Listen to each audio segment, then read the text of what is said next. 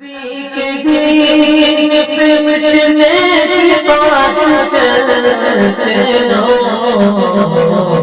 حسین جیسا کلیجہ کہاں سے لاؤں۔ من الشیطان الرجیم بسم اللہ الرحمن الرحیم حامیم تنزیل من الرحمن الرحیم كتاب فصلت آياته قرآنا عربيا لقوم يعلمون بشيرا ونذيرا فأعرض أكثرهم فهم لا يسمعون وقالوا قلوبنا في أكنة مما تدعونا إليه وفي آذاننا وقر ومن بيننا وبينك حجاب فاعمل إننا عاملون قل إنما أنا بشر مثلكم يوحى إلي أنما إلهكم إله واحد فاستقيموا إليه واستغفروه وويل للمشركين الذين لا يؤتون الزكاة وهم بالآخرة هم كافرون إن الذين آمنوا وعملوا الصالحات لهم أجر غير ممنون.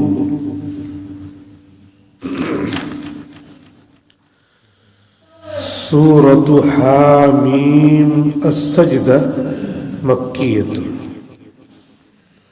سورہ حامیم السجدہ مکی صورت ہے. اس میں 54 آیتیں ہیں اور 6 رکوع. بسم اللہ الرحمن الرحیم. شروع کرتا ہوں اللہ کے نام سے جو بڑے مہربان نہایت رحم والے ہیں. حامیم اس کے معنی صرف اللہ کو معلوم. تنزیل من الرحمن الرحیم. یہ قرآن نازل کیا گیا ہے رحمان الرحیم پروردگار کی طرف سے. کتاب فصلت آیاتہ. یہ ایسی کتاب ہے جس کی آیتیں کھول کر بیان کر دی گئی. قرآنا عربیا لقوم یعلمون. یہ عربی زبان میں نازل کیا ہوا قرآن ہے، ان لوگوں کے فائدے کے لیے ہے جو جانتے ہیں. بشیرا و نذیرا. یہ قرآن خوشخبری دینے والا بھی ہے، ڈرانے والا بھی ہے. فَأَعْرَضَ أَكْثَرُهُمْ فَهُمْ لَا يَسْمَعُونَ. تو ان لوگوں میں سے اکثر جو مکہ کے کفار ہیں، اکثر لوگوں نے قرآن کی باتوں سے منہ موڑا تو یہ لوگ اس کی نصیحتوں کو سنتے ہی نہیں. وَقَالُوا قُلُوبُنَا فِي أَكِنَّةٍ مِّمَّا تَدْعُونَا إِلَيْهِ. اور انہوں نے کہا کہ ہمارے دل ان سب باتوں سے پردے میں ہیں جن کی طرف تم ہمیں دعوت دیتے ہو. وَفِي آذَانِنَا وَقْرٌ.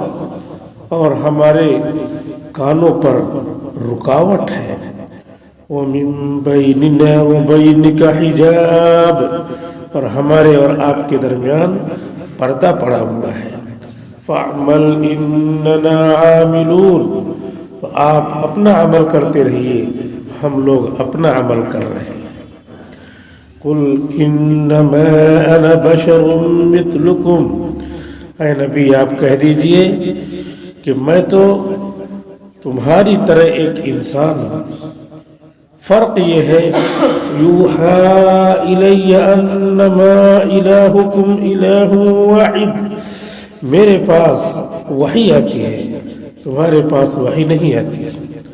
اور وحی اس بات کی کہ تمہارا معبود صرف ایک معبود ہے، وہی عبادت کے لائق ہے۔ فاستقیموا الیہ واستغفروہ، تو اسی کی طرف سیدھ باندھ لو، ادھر ادھر نہ جاؤ، اور گناہوں سے اس سے معافی مانگو۔ وَوَيْلٌ لِّلْمُشْرِكِينَ، اور ان لوگوں کے لیے بڑی خرابی ہوگی جو اللہ کو ایک نہیں مانتے، شرک کرتے رہتے ہیں۔ الذین لا یؤتون الزکاۃ، جو زکوٰۃ بھی نہیں دیتے، صدقہ خیرات بھی نہیں کرتے۔ وَهُمْ بِالْآخِرَةِ هُمْ كَافِرُونَ، اور یہ آخرت کے منکر ہیں۔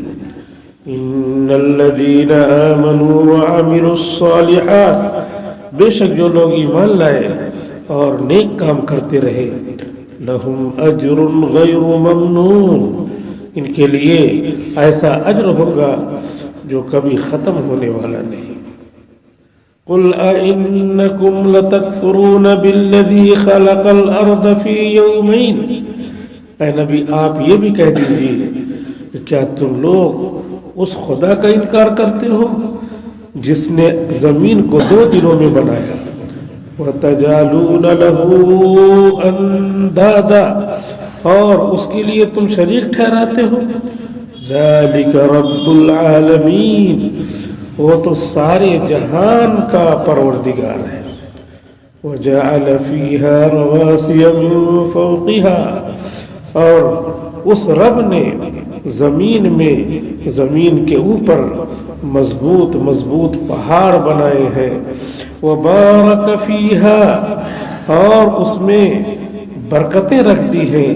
وَقَدَّرَ فِيهَا أَقْوَاتَهَا، اور زمین میں زمین والوں کے لیے غذائیں، غلے اور طرح طرح کی قیمتی سامان رکھ دیے ہیں۔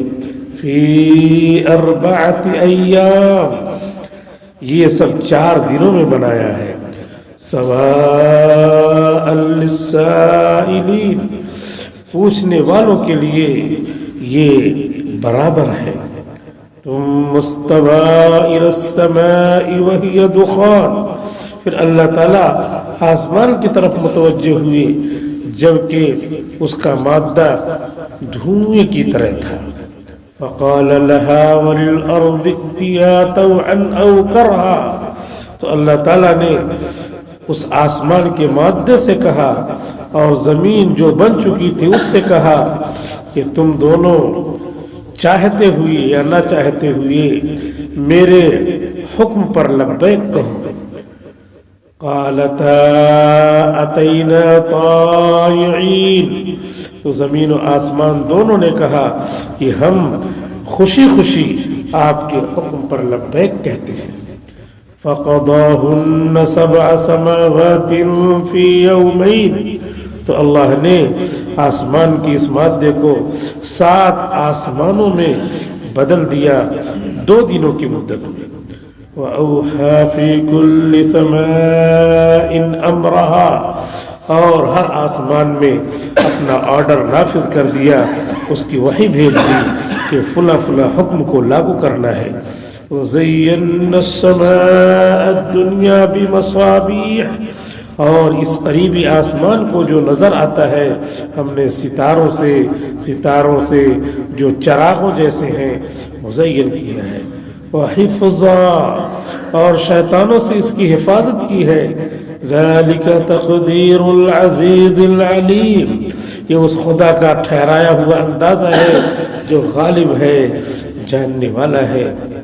فَإِنْ أَعْرَضُوا فَقُلْ أَنذَرْتُكُمْ صَاعِقَةً مِثْلَ صَاعِقَةِ عَادٍ وَثَمُودَ، تو اگر یہ مکہ میں رہنے والے کافر بات نہیں مانتے ہیں تو آپ کہہ دیجئے میں تم کو ڈرا رہا ہوں، میں نے تم کو ڈرایا ہے ایسی چیخ سے، بجلی سے جو قوم عاد اور قوم ثمود کی چیخ کی طرح ہے۔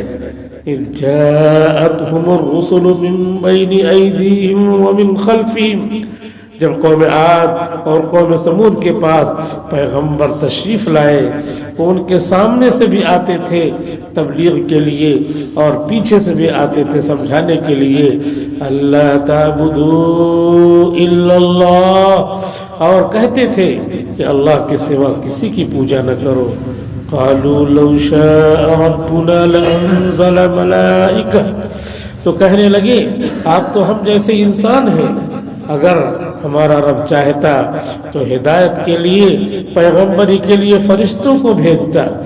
فَإِنَّا بِمَا أُرْسِلْتُمْ بِهِ كَافِرُونَ، تو بے شک ہم تمہاری تمام باتوں کو نہیں مانتے. فَأَمَّا عَادٌ فَاسْتَكْبَرُوا فِي الْأَرْضِ بِغَيْرِ الْحَقِّ، تو رہی بات قوم عاد کی تو انہوں نے زمین میں ناحق تکبر کیا. وقالوا من اشد منا قوة، اور کہنے لگے کہ ہم سے زیادہ طاقتور ہے کوئی. اولم يروا ان الله الذي خلقهم هو اشد منهم قوة، کیا انہوں نے دیکھا نہیں کہ جس نے ان جیسے طاقتور لوگوں کو بنایا وہ تو ان سے زیادہ قوت والا ہے ہی. وَكَانُوا بِآيَاتِنَا يَجْحَدُونَ، اور یہ لوگ ہماری آیتوں کا انکار کر رہے تھے. فَأَرْسَلْنَا عَلَيْهِمْ رِيحًا صَرْصَرًا، تو ہم نے قوم عاد پر تیز ہوا بھیجی. فی ایام نحسات، ان کے منحوس دنوں میں جن میں عذاب آیا. لِنُذِيقَهُمْ عَذَابَ الْخِزْيِ فِي الْحَيَاةِ الدُّنْيَا، تاکہ ہم ان کو ذلت و رسوائی کا عذاب اس دنیاوی زندگی میں چکھا دیں. وَلَعَذَابُ الْآخِرَةِ أَخْزَىٰ وَهُمْ لَا يُنصَرُونَ، اور آخرت کا عذاب اس سے زیادہ ذلیل و رسوا کر دے گا، اس وقت ان کی مدد نہیں کی جائے گی. وَأَمَّا ثَمُودُ فَهَدَيْنَاهُمْ، اور رہی بات قوم سمود کی تو پیغمبر بھیج کر ہم نے ان کی بھی ہدایت کی. فَاسْتَحَبُّ الْعَمَىٰ عَلَى الْهُدَىٰ، تو انہوں نے ہدایت پر گمراہی کو ترجیح دیا. فَأَخَذَتْهُمْ صَاعِقَةُ الْعَذَابِ الْهُونِ بِمَا كَانُوا يَكْسِبُونَ، تو عذاب کی چیخ نے، بجلی نے ان کو پکڑ لیا جو ذلیل کرنے والی تھی ان کے اعمال بد کے سبب. وَنَجَّيْنَا الَّذِينَ آمَنُوا وَكَانُوا يَتَّقُونَ، اور ہم نے ایمان والوں کو بچا لیا جو اللہ سے ڈرتے تھے.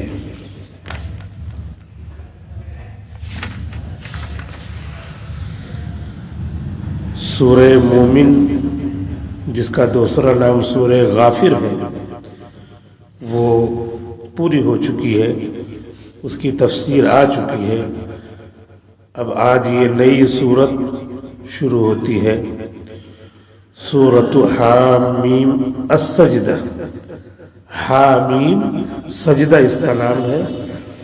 یہ سورت مکہ میں اتری ہے کیونکہ مکہ اور مدینہ یہ مقدس ترین شہر ہے اللہ رب العزت کی نظر میں.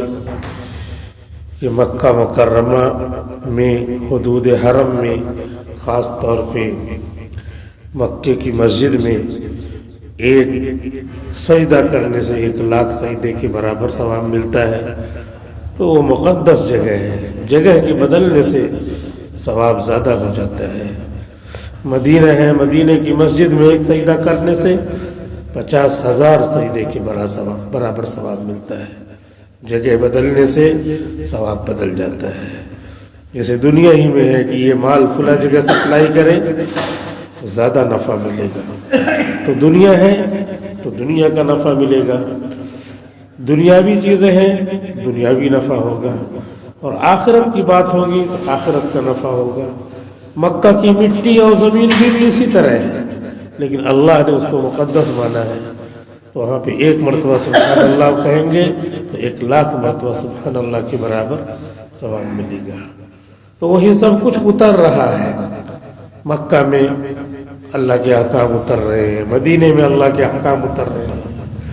تو مفسرین نے یہ تفصیل بتلائی ہے کہ جو सूरतें जो आयतें हुजूर के हिजरत फरमाने से पहले उतरी हैं उनको मक्की सूरतें, मक्की आयतें कहते हैं, और जो सूरतें जो आयतें हिजरत फरमाने के बाद उतरी हैं उनको मदनी सूरतें कहते हैं। ऐसा नहीं है कि मक्के में जो उतरे उसको मक्की कहते हैं, बल्कि हिजरत से पहले जो उतरे। चुनांचे हिजरत करने के बाद आप मदीना चले गए, फिर मदीना चले गए, उसके बाद जब मक्का फतह करने के लिए आए तो जब मक्का में थे उस वक्त जो आयतें उतरी वो तो मक्के में उतर रही है, लेकिन उसको मदनी कहेंगे, क्योंकि हिजरत के बाद जो आयतें जो अहकाम उतरेंगे उनको मदनी सूरतें, मदनी अहकाम कहेंगे। और हिजरत से पहले जब तक आप मक्के में हैं 13 साल, तब तक जो अहकाम उतरेंगे उनको आयतों को, सूरतों को मक्की सूरतें, मक्की आयतें कहेंगे। तो ये सूरत उसी वक्त की है कि जब आप मक्का में थे, कुफ्फार को समझा रहे थे कि एक खुदा की इबादत करो, ये लात, उज़्ज़ा, हुबल, इन सब की इबादत को छोड़ो। तो उस मौके पर अल्लाह ताला ने ये सूरत उतारी है। इसमें 54 आयतें हैं और 6 रुकू हैं, यानी पूरी सूरत में एक एक जुमला जो पूरा हो जाता है उस जुमले को आयत कहते हैं। अदब में आयत का मतलब है निशानी, यानी हर आयत अल्लाह के पहचानने की निशानी है। हर आयत से आप और हम पहचान सकते हैं कि अल्लाह है, क्योंकि इतनी अच्छी बात वही कहेगा जो सारी अक्लों को बनाने वाला है। तो इस तरह आयतें एक एक जुमला जो अल्लाह की निशानी है, जिसको वर्ष कहते हैं और अरबी में आयत कहते हैं, उर्दू में भी आयत कहते हैं, वो 54 है। और पूरा एक मजमून जिसको पढ़ करके नमाज में रुकू किया जाए तो उस पूरे उतने मजमून को, चैप्टर को रुकू कहते हैं। नमाज में उसको पढ़ करके रुकू कर देंगे तो उसी रुकू को निशानी बना दिया कि इतना पूरा मजमून यहाँ पे बात पूरी हो जाती है, तो इसलिए उसका नाम रुकू है। रुकू के माने तो ही आते हैं जो नमाज में रुकू किया जाता है, लेकिन उतना पढ़ करके रुकू कर देना चाहिए, क्योंकि यहाँ मजमून पूरा हो गया तो अल्लाह ताला की इल्का से, इल्हाम से, अल्लाह की तरफ से ताईद से उन जगहों पर निशान लगा दिया गया कि यहाँ पर नमाज में रुकू कर सकते हैं, तो उसी को कुरान शरीफ में रुकू कहा जाता है। तो आयत और रुकू। उसके बाद बिस्मिल्लाहिर्रहमानिर्रहीम शुरू करता हूँ अल्लाह के नाम से जो बड़े मेहरबान निहायत रहम वाले हैं। एक मुसलमान को हर काम अल्लाह के नाम से शुरू करना चाहिए। कुरान करीम तो बहुत बड़ी किताब है, इसके लिए तो बिस्मिल्लाह पढ़ते ही है, बल्कि इसमें एक चीज़ का और इजाफा है, अऊज़ु बिल्लाहि मिनश शैतानिर रजीम। जब भी कुरान शरीफ शुरू करेंगे तो पहले अऊज़ु बिल्लाहि मिनश शैतानिर रजीम पढ़ेंगे, फिर बिस्मिल्लाहिर रहमानिर रहीम पढ़ेंगे। कुरान शरीफ में हुक्म है, वइज़ा क़रअतल क़ुरआन फ़स्तइज़ बिल्लाहि मिनश शैतानिर रजीम। जब आप कुरान पढ़ें तो अऊज़ु बिल्लाहि मिनश शैतानिर रजीम पढ़ें, फिर बिस्मिल्लाहिर रहमानिर रहीम पढ़ें, फिर जो है कुरान शरीफ पढ़ना शुरू करें। कुरान शरीफ की तिलावत जब भी शुरू करें तो इसी तरीके से पढ़ी जाएगी। और दूसरी जैसे हदीस शरीफ पढ़ना है तो हदीस शरीफ के लिए अऊज़ु बिल्लाह नहीं है, सिर्फ बिस्मिल्लाहिर रहमानिर रहीम, क्योंकि हर तरीका बताया हुआ तरीका है हमारे यहाँ, कोई अपने से सोचा नहीं, हर तरीका आसमान से बताया हुआ है। इसीलिए हमको इत्मीनान है। जैसे एक आदमी को मालूम है दुकान खोलनी है तो उसको इत्मीनान है, सुबह उठा दुकान पे चला गया, खेत में जाना है, मुलाजमत में जाना है, मालूम है उसको इत्मीनान है। तो मुसलमान को इत्मीनान की जो दौलत हासिल है उसकी वजह यह है कि सब कुछ बताया हुआ है, तो उसको उसी के मुताबिक चलना है। जो आदमी उसको छोड़ करके अपने से पूछता क्या करना क्या नहीं करना, वो डावाडोल रहता है, वो तशवीश में रहता है। और जो इस मजहब को छोड़कर दूसरे मजहब वाले हैं उनके पास भी हिदायत नहीं है क्या करना है क्या नहीं करना है। اب وہ مسجد جہاں پہ سینکڑوں ہزاروں دن اور لاکھوں اوقات گھنٹے اللہ کی عبادت ہوئی، اس جگہ جو ہے اب کفر و شرک ہوگا، اس کا افتتاح کرنا ہے، اس کا افتتاح کرنا۔ کیسے افتتاح کریں؟ ہمارے یہاں شروع کرنا ہے تو سب طریقہ لکھا ہوا ہے، ان کو سمجھ میں نہیں آ رہا ہے، تو گجرات سے 108 فٹ کی موم بتی بنا کے لے جا رہے ہیں، کیونکہ من میں آ گیا، تو جو من میں آ گیا وہ کرو۔ تو وہ موم بتی لے کر کے گئے اور اس کے بعد اس کو جلایا اور اس کی خوشبو پھیلے گی، جو من میں آ رہا وہ کرے، ہمیں کچھ نہیں سوچنا ہے۔ ہمارے لیے افتتاح اختتام جس چیز کا ہو، گھر کا ہو، باہر کا ہو، بچہ پیدا ہوا اس کے ساتھ کیا معاملہ کرنا ہے، کان میں اذان کہنا ہے، دائیں کان میں بائیں میں تکبیر، چھوٹی چھوٹی بات بتلائی ہوئی ہے، سب چیزیں لکھی ہوئی ہیں۔ استنجا کرنے جانا ہے تو کیسے جانا ہے، کیا منہ سے بولنا ہے، کب دعا پڑھنی ہے، بیت الخلاء کے اندر جا کے نہیں دعا پڑھنی ہے، باہر ہی پڑھنا ہے، اور بیت الخلاء میں جانا ہے تو کیسے بیٹھنا ہے، یہاں تک کہ پیجامہ اپنا سطر بیٹھنے کے قریب ہو جائے جب کھولنا ہے، حتی الامکان کم سے کم سطر کھلے، یہ نہیں کہ پہلے ایک دم ننگے ہو گئے، ایسا نہیں، بلکہ کم سے کم سطر کھول کر کے جلدی سے بیٹھنا، پھر جلدی سے چھپانا بھی ہے اسے، سب بتایا ہوا ہے۔ غسل خانے میں جب تک کپڑے ہو، مجبوری نہ ہو، تب تک لنگی پہن کر کے نہانا ہے، حفاظت سے، فرشتے دیکھتے ہیں تو ان کے سامنے بھی ننگا نہیں ہونا ہے۔ بیوی سے ہم بستری کرنی ہے، مجامات کرنا ہے تو اس میں بھی ننگا نہیں ہونا ہے، کیونکہ اگر ننگے ہو گئے تو ویسے ہی بے حیائی اولاد میں آئے گی۔ سب چیزیں ایوری تھنگ از کلیئر، ہر چیز شریعت میں بتائی ہوئی ہے، کہیں پریشانی ہی نہیں ہے۔ ہاں یہ ہے کہ ہم نہیں جانتے، فَاسْأَلُوا أَهْلَ الذِّكْرِ إِن كُنتُمْ لَا تَعْلَمُونَ، تم نہیں جانتے تو جاننے والے علماء ہیں، تفسیر پڑھنے پڑھانے والے ہیں، فقہ والے ہیں، مسئلے مسائل جاننے والے ہیں، بزرگان دین ہیں جن کی زندگیاں مسئلے مسائل کے جاننے میں گزر رہی، ان سے پوچھیں، تو ہر چیز کلیئر ہے، تو اس لیے کوئی تشویش نہیں ہے۔ جن کو کلیئر نہیں ہے وہ ہر وقت اپنا نیا نیا بناتے ہیں، ہم کو بنانا ہی نہیں ہے، نہ کسی عالم کو بنانے کا حکم ہے، اجازت ہے، جہاں بنایا وہاں پہ روک دیا جاتا ہے، کہہ دیا جاتا ہے یہ نئی چیز دین میں کہاں لا رہے ہو، جب نبی نے نہیں کیا تو تم کیوں کر رہے ہو؟ اپنے نفس سے بنانا ہی نہیں، کیونکہ وہ نفس کی پرستش ہو گئی، نفس کی پوجا ہو گئی۔ ہر چیز، ناخن کیسے کاٹنا ہے، صاف ستھرا مسجد میں کیسے آنا ہے، سب چیزیں بتائی ہوئی ہیں۔ جیسے کسی اسکول کالج میں آدمی جاتا ہے تو اس کا یونیفارم ہوتا ہے، ایسے مسجد میں بھی آئے تو اس کا بھی یونیفارم ہے، اس کا یونیفارم یہ ہے کہ صلحاء کے لباس میں آئے۔ ما رآه المؤمنون حسنا فهو عند الله حسن، وہ لباس جس کو اس وقت کے صلحاء لوگ پہنتے ہیں اسی طرح کا لباس پہن کر کے آئے۔ اب یہ کلیئر ہے کہ کیسے آنا ہے۔ یونیفارم جب ہر جگہ کا ہوتا ہے تو اللہ کے گھر کا بھی یونیفارم ہوگا۔ یہ الگ ہے کہ اللہ تعالیٰ رحیم ہے، کریم ہے، یونیفارم کے بغیر آ گئے تو واپس نہیں کرتا۔ اور بقیہ دنیا کے کسی بھی بڑے مقام پر چلے جائیے، کالج میں چلے جائیے، ہاسپٹل میں چلے جائیے، یونیفارم کے بغیر ایکسیپٹڈ نہیں ہے۔ بیمار ہو گئے، ایڈمٹ کر لیا تو فوراً وہ اپنا یونیفارم پہنا ہے، آپ یہ کہیں گے نہیں مجھے اسی میں رہنا ہے، نہیں، پھر آپ چلے جائیں گے، وہ کھدڑ دے گا، بھگا دے گا، یونیفارم کے بغیر بھگا دے گا۔ کالج میں چلے جائیے، یونیفارم کے بغیر جائیے، باہر جائیے۔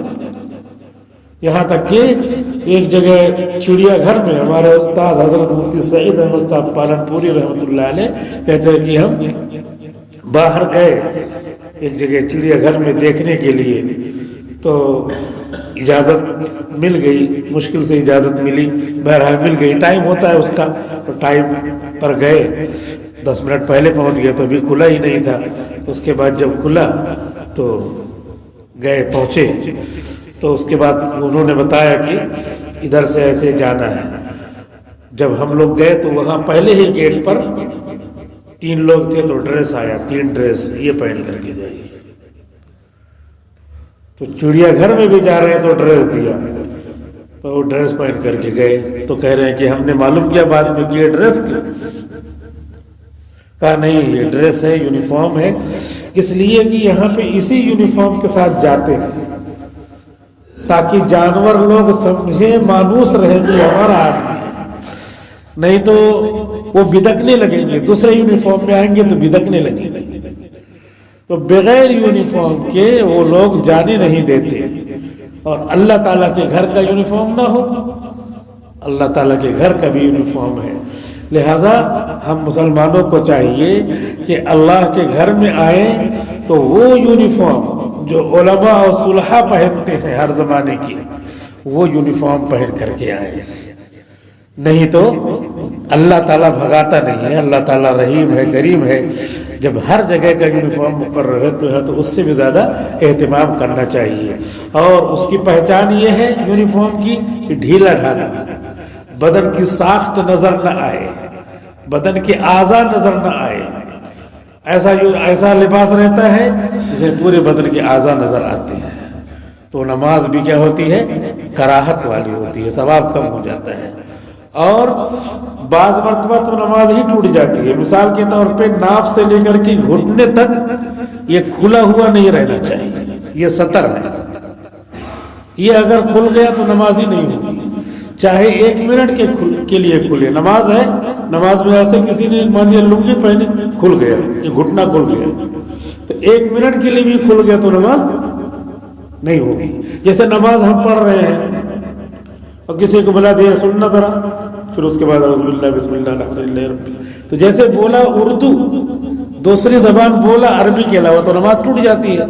ایسے ہی ڈھکا ہوا تھا، ہم نے جھٹکا دیا ایسے، تھوڑی دیر کے لیے بھی کھل گیا تو نماز نہیں ہوگی. آپ دیکھتے ہوں گے بہت سارے لوگ ایسا پینٹ پہن کر کے آتے ہیں، بیچارے آتے ہیں، آنا چاہیے نماز کے لیے، آئے ہی، لیکن اب یہ ہے کہ آ گئے، اب پیچھے سے جو ہے ان کا حصہ کھلا ہوا ہے. اب وہ یہاں سے لے کے ناپ لیجئے، ناف ادھر ہے تو ادھر پیتے کہاں تک جائے گا، اسی کے برابر تک وہ کیا ہے؟ سطر ہے. اب جب وہ جاتے ہیں سجدے میں تو وہ نیچے چلا جاتا ہے، وہ کھل جاتا ہے. تو مسئلہ تو یہی ہے کہ نماز نہیں ہوگی. لیکن اب پڑھتے ہیں ہماری تو ہو جاتی ہے، تو ایسا نہیں ہے کہ وضو بنایا نہیں ہوگا، ہماری تو ہوتی رہتی ہے. لیکن ڈائریکٹ ایسے منع نہیں کیا جاتا مصلحتاً، کیونکہ بہرحال اللہ چاہے قبول کر لے. لیکن اللہ چاہے قبول کر لے قانون نہیں ہے. مثال کے طور پہ زہر کھائیں تو اس کا کیا ہے؟ ایک آ جائے گا کہ اثر کرے گا، لیکن اللہ چاہے تو اثر نہ کرے. تو ایسے ہی ہے کہ یہ مسئلہ تو یہی ہے کہ نماز ٹوٹ جائے گی، اللہ چاہے قبول کر لے. لیکن اللہ چاہے قبول کر لے کی بنیاد پر اسے کیا نہیں جائے گا. جیسے اللہ چاہے زہر میں اثر نہ ڈالے، کوئی کھاتا ہے زہر؟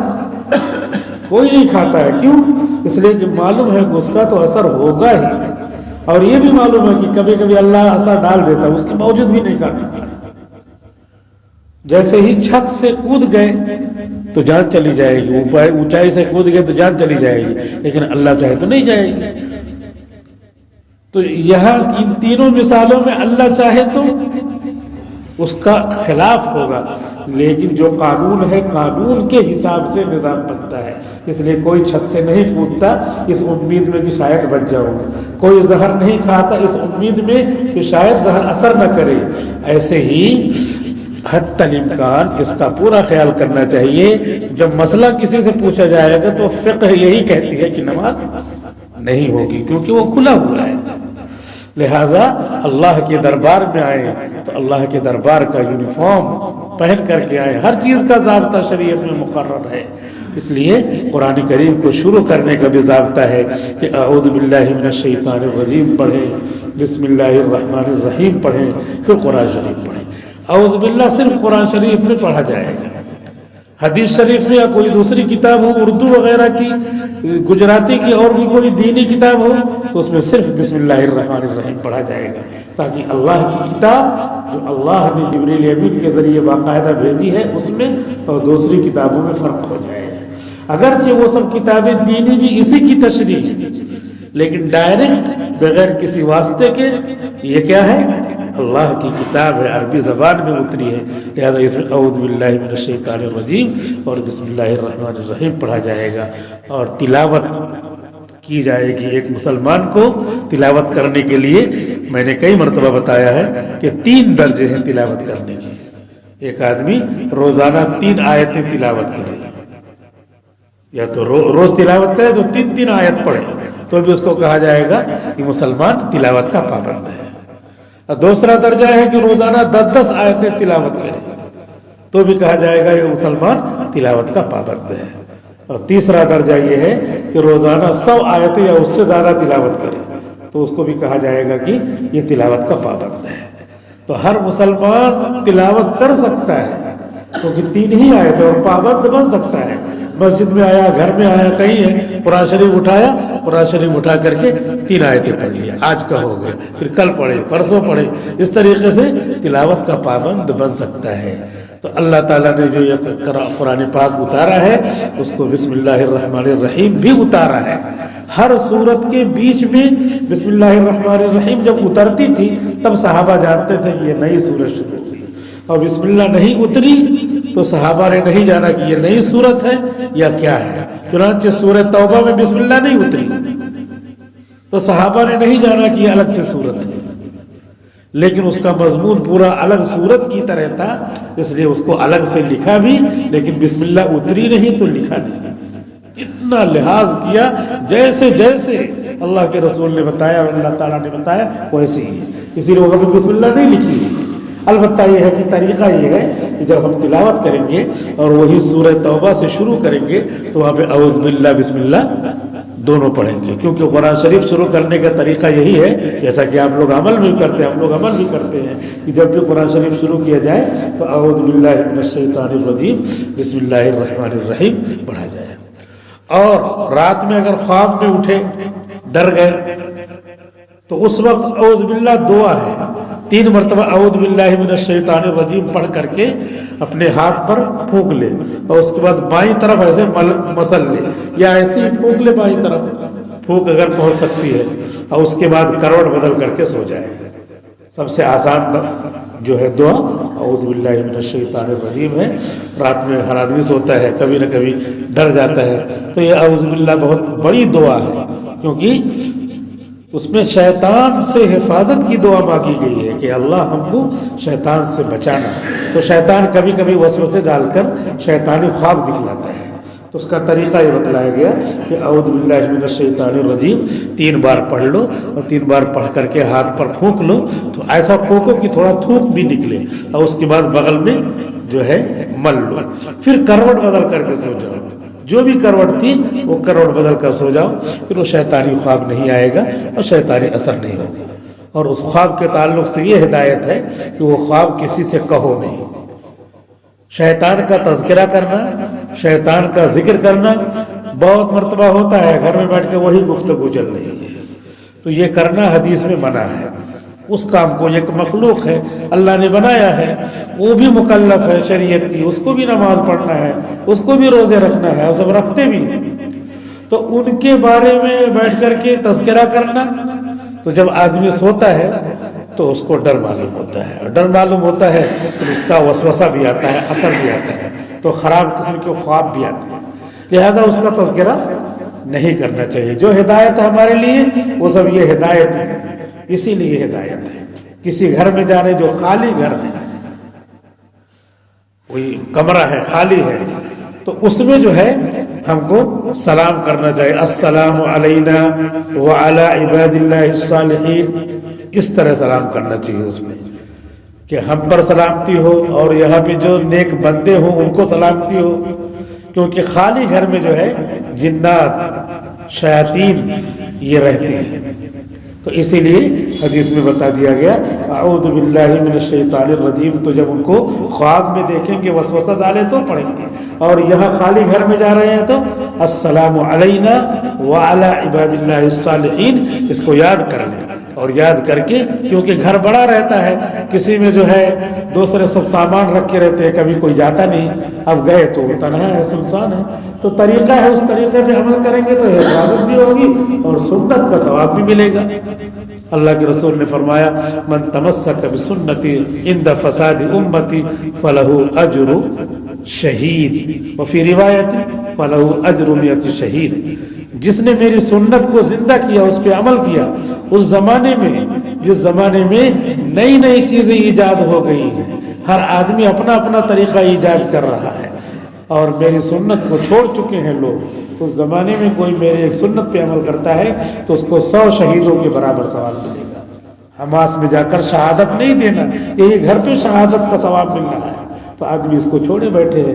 جب وہ حالات ہوں گے اس حالات کے لیے بھی تیار رہتے ہیں اہل ایمان، لیکن وہ حالات نہیں ہے، ایک سنت پر عمل کرنے میں 100 شہیدوں کا ثواب مل رہا ہے، تو اسے لینا چاہیے، زندہ کرنا چاہیے۔ مکان ہے، گھر ہے، یہ جو زندگی اپنی گزر رہی ہے، اسی زندگی کو شریعت کے، اللہ کے اور محمد رسول اللہ صلی اللہ علیہ وسلم کے حکموں کے مطابق گزارنا، تطبیق کرنا ہے۔ کوئی چیز منع نہیں، چلنا پھرنا ہے تو پٹخ پٹخ کے نہیں چلنا ہے، زمین پہ اکڑ کے نہ چلو۔ لا تمشی فی الارض مرحا انک لن تخرق الارض ولن تبلغ الجبال طولا، زمین پہ اکڑ کر نہ چلو، تم اونچائی پر نہیں لمبائی میں پہنچ سکتے، اور نہ زمین کو تم پھاڑ سکتے، لہذا دبے پاؤں چلا کرو۔ وعباد الرحمن الذین یمشون علی الارض ہونا واذا خاطبهم الجاہلون قالوا سلاما، رحمان کے بندے وہ ہیں جو زمین پر دبے پاؤں چلتے ہیں۔ شیر کو دیکھا ہوگا، جتنا طاقتور ہے اسی کے اعتبار سے بہت آہستہ آہستہ قدم رکھتا ہے۔ تو اہل ایمان اس دنیا کے شیر ہیں، اس دنیا میں سب سے زبردست طاقت والے ہیں، کیونکہ ایسے طاقت والے ہیں کہ پوری دنیا ان کو مٹانے پہ اڑی ہوئی ہے، ڈٹی ہوئی ہے، لیکن اس کے باوجود بھی یہ مٹتے نہیں۔ یہ کس مٹی سے بنے ہیں کہ مٹتے ہی نہیں؟ لوگ کہتے ہیں مٹی میں ملا دوں گا، اور وہ بھی کہتے ہیں ہم مٹی میں مل جائیں گے، لیکن اسی مٹی میں رہیں گے، اس کے باوجود نہیں مٹتے۔ کیوں؟ اس لیے کہ سب سے طاقتور مخلوق یہی ہے روئے زمین پر، اس کو طاقتور ہی بنایا گیا ہے۔ تو طاقت آتی ہے کہاں سے؟ طاقت آتی ہے اللہ کی عبادت کرنے سے۔ جس کی عبادت کرتا ہے آدمی وہاں سے طاقت ملتی ہے، جس کے ساتھ رہتا ہے وہاں سے طاقت ملتی ہے۔ کسی منسٹر کے ساتھ رہو تو طاقت ملے گی، اس سے چھوٹے منسٹر کے پاس رہو گے اتنی طاقت ملے گی، اس سے چھوٹے کے پاس رہو گے اس سے کم طاقت ملے گی، اور وزیر اعظم کے پاس رہو تو اتنی طاقت کی میں طاقتور ہوں۔ ایسے پریزیڈنٹ آف امریکہ کے پاس رہو، اس سے دوستی ہو تو وہ اتنی طاقتور، میں طاقتور ہوں، لوگ بھی سمجھتے ہیں کہ بڑا طاقتور ہے۔ تو جتنا بڑا آدمی ہوگا اس کے ساتھ رہیں گے اس سے طاقت ملتی ہے، اور جتنا چھوٹا آدمی ہوگا اس کے ساتھ رہیں گے اتنے کم طاقت، اسے کمزوری ملے گی۔ اور یہ ٹیکن فار گرانٹیڈ ہے، مسلم ہے کہ سب سے بڑی خدائی والا، طاقت والا اللہ ہے۔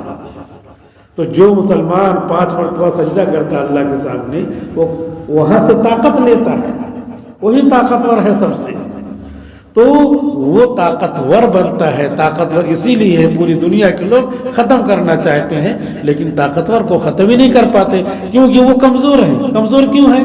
ان کا ساتھی کیا ہے؟ بت، ان کا ساتھی کیا ہے؟ آئیڈل، ان کا ساتھی کیا ہے؟ صنم۔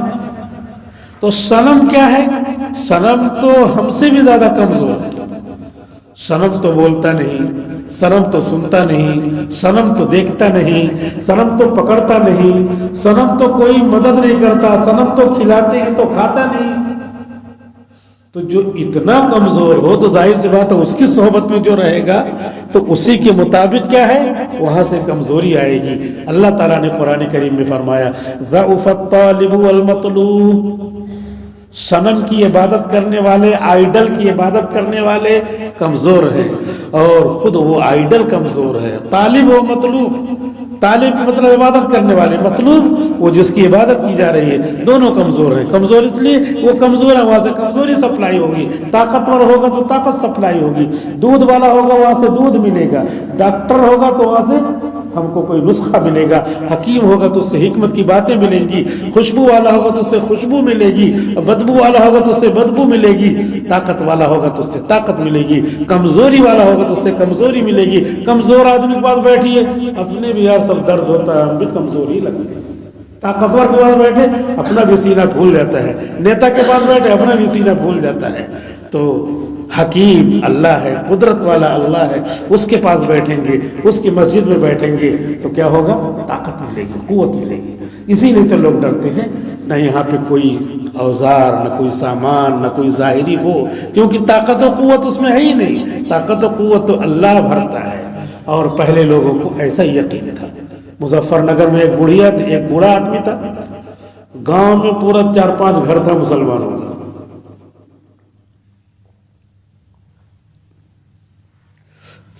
اور جو ہے جیسے ابھی افتتاح ہوا، ہنگامہ ہوا، تو بہت ساری جگہوں پہ فسادات ہوئے، تو اس سے پہلے بھی ہوتے رہے ہیں، اور حق و باطل کا ٹکراؤ تو چلتا ہی رہے گا۔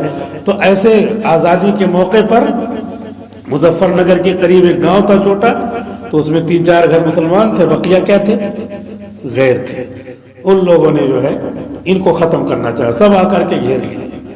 اب ایک بوڑھا آدمی چھت کے اوپر سے کھڑے ہو کر کے ہاتھ اٹھا کے دعا کر رہا ہے، اے اللہ تیرے ہاتھ میں، تیرے قبضے میں حفاظت ہے، کچھ نہیں ہے۔